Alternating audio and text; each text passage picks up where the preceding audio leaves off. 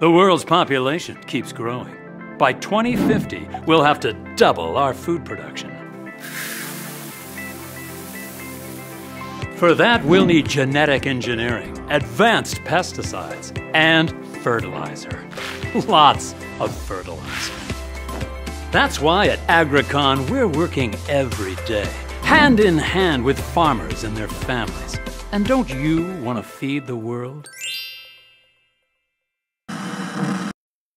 Messages like this one seem to be popping up everywhere, but who's really behind them? Turns out it's the corporations profiting from this way of farming, like those selling the pesticides, fertilizers, and chemicals. They're spending billions to warn us that their way is the only way, with industry groups like the Alliance to Feed the Future, whose members include the Association for Dressings and Sauces and the National Frozen Pizza Institute. But ask farmers who really know how to feed us, and you'll get a very different story. A heartbreaking and hopeful story that I've heard talking to hundreds of families like this one. 50 years of this myth and the lobbying dollars to support it have tilted the playing field to favor corporate-controlled chemical agriculture, giving farmers little or no support for any other path. So it's easy to understand a lot of farmers feel it's either get on board or get out. Getting on board means farmers stop practices that keep soil healthy and go for single crops. Livestock that used to be raised on the farm get crammed into polluting factories. To keep this unnatural system going, these farmers now buy expensive inputs, all from ever fewer corporations demanding ever-rising prices. It's a quick addiction. Pests become resistant, so you've got to use more chemicals. Livestock becomes sicker, so you've got to use more drugs. Soil loses its natural fertility, so you've got to use more chemical fertilizer.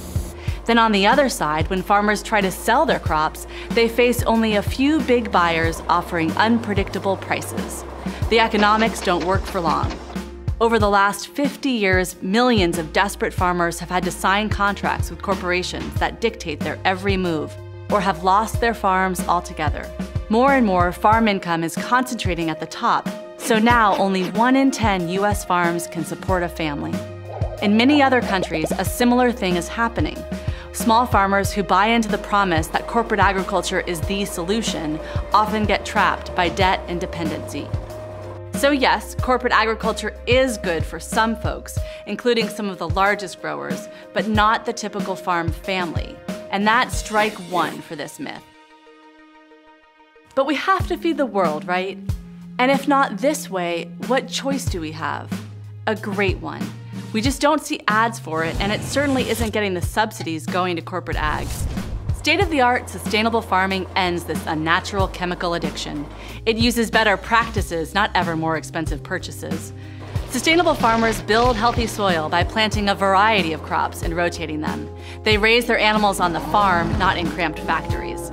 They fertilize using compost and livestock or planting soil-nourishing crops. Healthier plants with good crop rotation also help keep pests in check without hurting the bugs we need, like those all-important pollinators. How does this choice impact everyone else? Massively. Industrial farms degrade and erode precious topsoil. 64 tons per acre are being lost every year in some spots in our heartland. They suck up huge amounts of water, a lot of it from deep underground, essentially irreplaceable. And they use millions of pounds of antibiotics, a practice that leads to dangerous new bacteria. They also produce toxic runoff that pollutes our rivers, our oceans, and us. The average American already has at least 13 pesticides in our bodies. And thanks to chemicals in the field, farmers and farm workers have higher rates of many cancers. So the sustainable farm is better for farmers and the environment. But can it really feed the world? Study after study is saying yes. Sustainable farms produce as well, and in drought years, even better. This is important news for small farmers who already grow 70% of the world's food. To increase production, they don't have to follow the chemical path. And the future we're all talking about feeding? The industrial farm requires more fossil fuels, water, and mined minerals, all stuff that will only get more expensive as it runs out. So down the line, the chemical path not only can't work for farmers, it won't be a choice at all. Corporate agriculture doesn't reliably grow more food in the future or even today. And that's strike two for this myth. But we still haven't looked at the biggest hole of all. They say we need to double food production or we'll go hungry. Really? We already have almost 3,000 calories a day available for every human being on Earth. More than enough. And that's after wasting 1/3 of all food grown. And a lot of what is grown isn't food we eat directly. 1/3 of the world's grain is going to livestock. In the US, our biggest crop is corn, but less than 1% of all corn planted is what we eat. Most goes to fuel or feed. So staying on this track, we could increase production and still have more hunger. To end it, everybody has to have the power to buy or grow the food they need. And that's what sustainable farming is all about. Strike 3 for this dangerous myth. So the next time someone who makes frozen pizza or toxic pesticides tells you there's only one way to feed the future, tell them their story is full of holes. The evidence is clear. Sustainable farmers prove we all can enjoy healthy food, and we each have power to make this happen.